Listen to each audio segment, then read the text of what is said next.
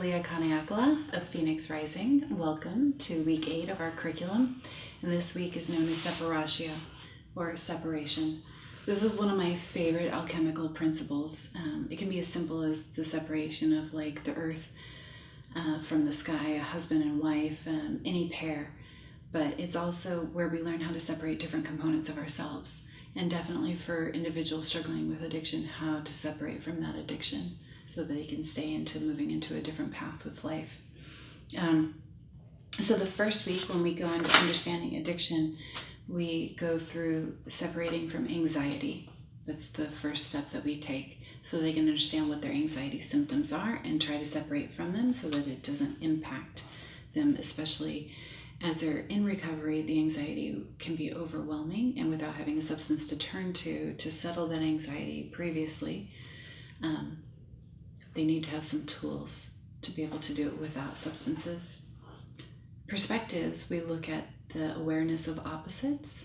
It's so crucial with attachment as well, because it's a big turning point for a child to realize that they are actually a separate being from their parent, that the two are not necessarily one, and to see the difference between that. Or when a child looks into a mirror and learns about their own reflection, and that reflection is actually a separation of them from themselves.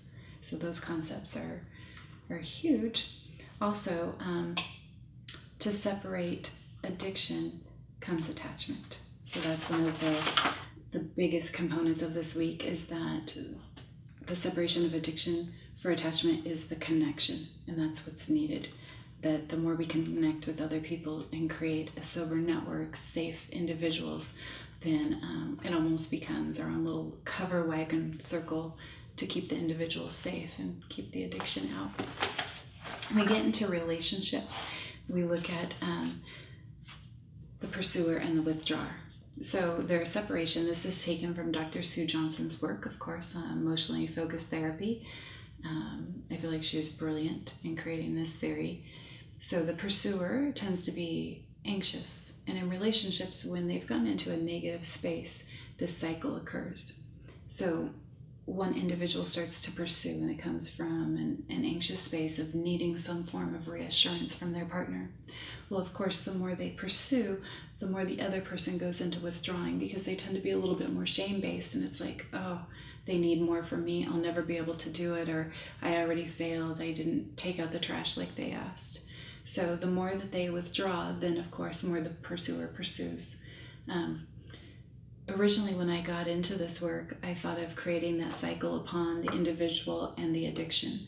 The addiction pursues, the individual withdraws into it. The more they withdraw, the more the addiction can take them over, and it becomes its own little relationship type of dance that we do not want. The other idea is that individuals, some are fight-flight, and that would be the pursuer, meaning when fear resounds within them, the fight-flight strategy is alerted, so they go into the fight mode. Usually fight-flights find someone who, when they're in fear, go into freeze. So I work with a lot of couples who the person who tends to go towards fight-flight is like, they just sit there, how come they don't do this? And I hear that question a lot, and however that question finishes, but it's that the other partner tends to go to freeze. And those coping strategies are created for us in childhood based off of who's around us, and we kind of fit into our own little network, our own Tetris of how our defenses fit with our family members and then our partners as we get older.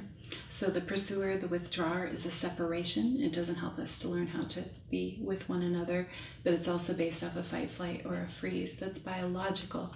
If we understand that it's biological, if we understand that it's been internalized within us since childhood, it becomes easier to battle in recovery. When we get into emotions, because it's separatio, I felt like the most obvious choice was loss and grief. How do we help individuals deal with the different losses? It can be dreams, it can be individuals, jobs, pets, whatever it is, and how to actually grieve.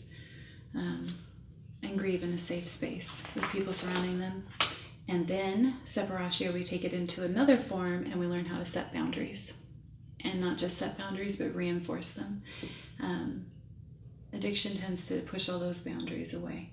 So we want to help our clients understand how to set those boundaries to keep themselves safe. So again, Separatio is one of my favorite weeks. It's one of my favorite themes. And any questions, any information, any way that you would like to know how to apply this in your own life or in your treatment center or with your clients or with your loved ones, please let me know. You can always contact me through our website. Thank you.